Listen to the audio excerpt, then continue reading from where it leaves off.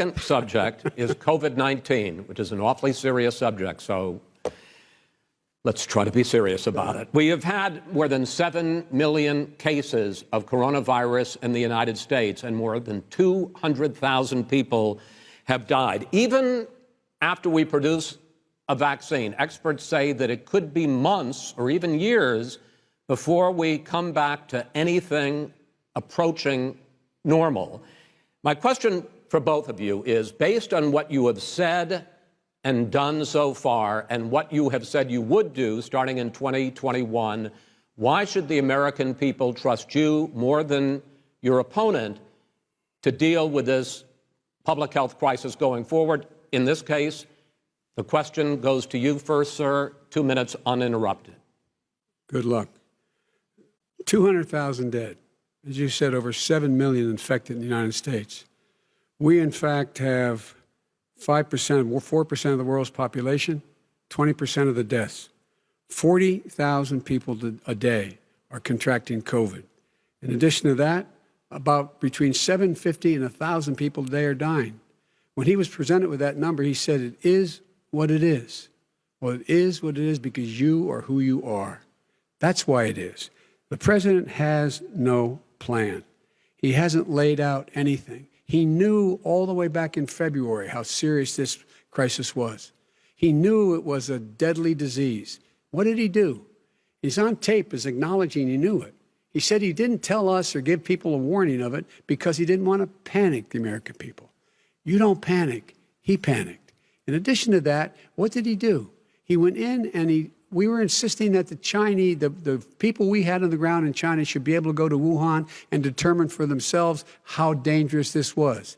He did not even ask Xi to do that. He told us what a great job Xi was doing. He said we owe him a debt of gratitude for being so transparent with us. And what did he do then? He then did nothing. He waited and waited and waited. He still doesn't have a plan. I laid out back in March exactly what we should be doing. And I laid out again in July what we should be doing. We should be providing all the protective gear possible. We should be providing the money the House has passed in order to be able to go out and get people the help they need to keep their businesses open schools. It costs a lot of money. You should get out of your bunker and get out of the sand trap and get in your golf course and go in the Oval Office and bring together the Democrats and Republicans and fund what needs to be done now to save lives. So if we would have listened to you... You have 2 minutes, sir.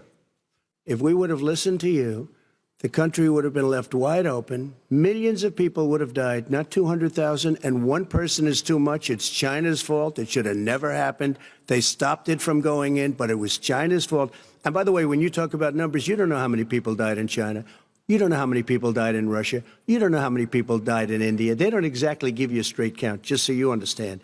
But if you look at what we've done, I closed it, and you said he's xenophobic. He's a racist, and he's xenophobic because you didn't think I should have closed our country. Wait a minute. It says 2 minutes. You didn't think we should have closed our country because you thought it was terrible. You wouldn't have closed it for another 2 months.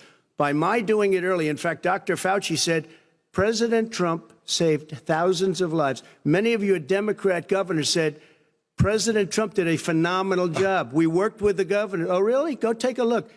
The governors said I did a phenomenal job. Most of them said that. In fact, people that would not be necessarily on my side said that. President Trump did a phenomenal job. We did. We got the gowns. We got the masks. We made the ventilators. You wouldn't have made ventilators. And now we're weeks away from a vaccine. We're doing therapeutics already. Fewer people are dying when they get sick. Far fewer people are dying. We've done a great job. The only thing I haven't done a good job, and that's because of the fake news. No matter what you say to them, they give you bad press on it. It's just fake news. They give you good press. They give me bad press because that's the way it is, unfortunately. But let me just tell you something. I don't care. I've gotten used to it. But I'll tell you, Joe, you could never have done the job that we did. You don't have it in your blood. You could have never done that job. I know how to do the job. I know how to get the job Well, you done. didn't do very well in swine flu.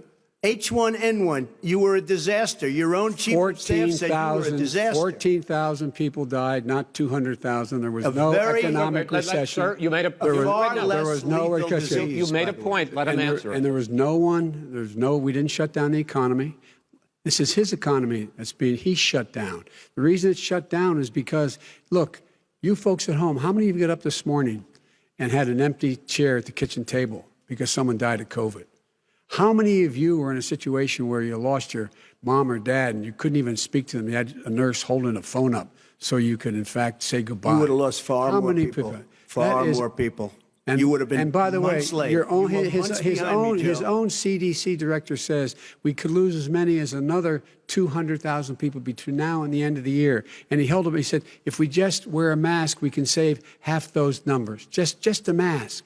And by the way, in terms of the whole notion of a vaccine, we're for a vaccine, but I don't trust him at all, nor do you. I know you don't. What we trust is a scientist. You don't we trust Dr. Johnson Fauci. Johnson, Pfizer? Okay, by the way, gentlemen, let me move on to questions about the future, because you both have